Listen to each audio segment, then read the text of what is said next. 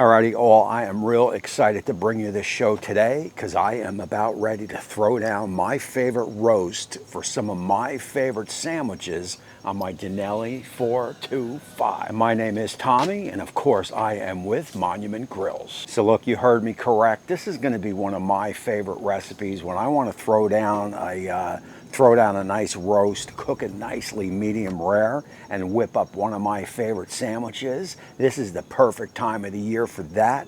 And of course, I am talking about the French dip with a nice au jus to dip. And I am telling you right now, I have made this in the past and it is definitely killer.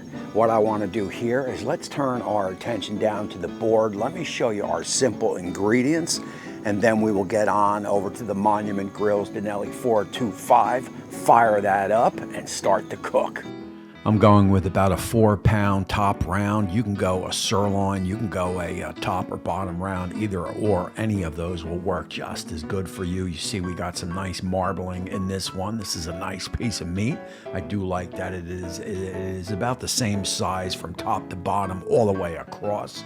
And we will hit it with just a kosher salt and black pepper rub. You can go a little bit of granulated garlic if you'd like, but keep it simple. Trust me, the meat is the star.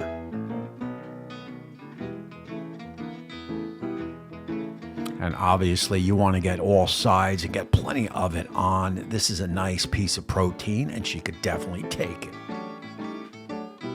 Alrighty, so look, that is basically all there is to that. We want the roast to be the star of the show here, and then obviously the French dip sandwich is the star of the show. So you don't want to go with any fancy type rubs.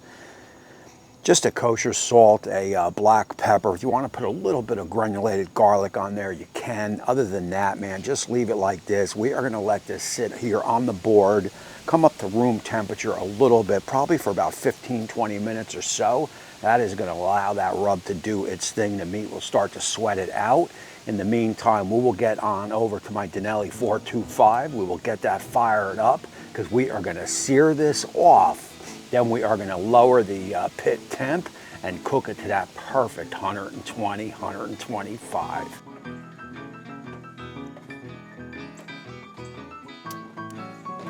Alrighty, so look, as noted, what we will do here is we will allow the pit to come up to temp. We want that screaming hot.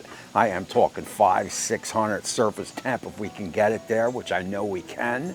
Then we will get our piece of protein on the grill and we will sear it off probably for about a minute or so on all sides. We want a nice sear. If it can get a little bit of a char going, that is an added bonus. After that, we will remove that to the board. We will whip up the starter of an au jus and we will lower our pit temp to probably about 2.25 or so, and we will slow roast it, like I said, to that perfect medium rare to rare. So for our au jus, that is better than bouillon. You want to pick up a jar of this stuff. It is not that expensive. It is going to give you the best beef base that you could possibly get without making it from scratch. Just follow the jar directions, hit it with a little bit of water, and then get those onions in. We've got 1 onion sliced.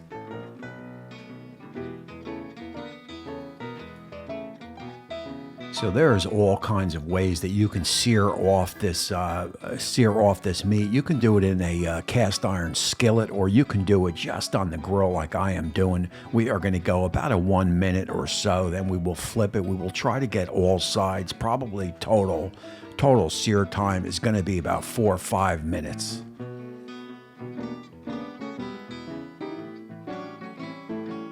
And that just gives you a little bit of extra flavor on that on the outsides of the beef. A little bit of char if you can get it. And that there is definitely looking good. At that point, we will get it on the rack, on over the au jus, and we will get it back on the pit. And we are going to run our pit with both the middle burners off, and the 2 end burners are going to be on low, and that should keep your pit in that 240, 250 tops range. Yeah. Alrighty guys, look, we have reached the desired temp of 119, 120, depending on where you poke it. and we are looking good, that is for sure. Probably total cooking time was under 2 hours or so.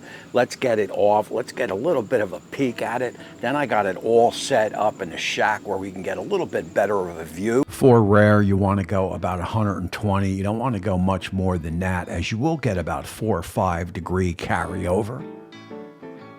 And as you could see, we got some nice color. We got that kosher salt and black pepper, man, is going to be good on the outside of this roast here.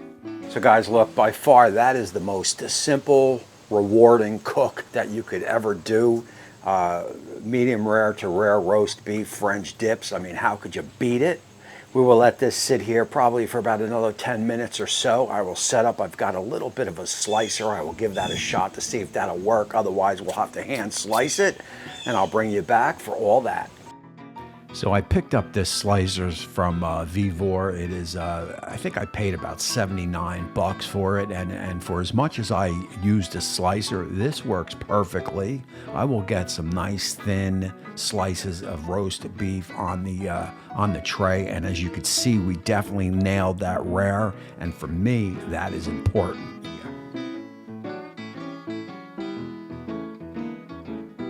I mean, that is juicy good right there, I guarantee it.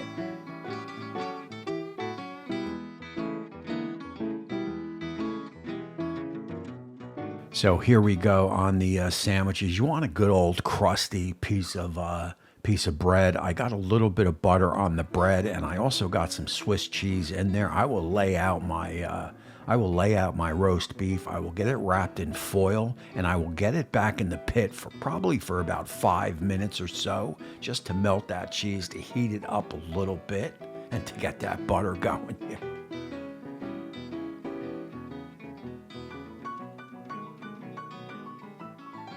And just like that, here we are about 5 minutes later, and we got our jus all ready to go. And I could tell you, man, this is just absolutely 100% killer, man. I mean, this is as fresh could be, and the flavors are through the roof. So look, anytime I go out to a restaurant and order or ask to order a French dip, I always got that one question: was the prime rib or was the roast cooked that day? Because I don't know what it is. I don't know if it's my restaurant days or whatever, but I can tell a roast beef and a prime rib that was cooked the day before. There is just something about it, that reheat or whatever. I'm not saying it's not good. You know, a day old prime rib or a day old roast beef is definitely fine, but when it sits 2-3 days, it is definitely it definitely takes its turn, and I can just tell it is not fresh. It is still good to eat, it is just not fresh. Well, we don't have to worry about this right here, because I know this was cooked about 2 hours ago. Let's go in, let's get that taste test.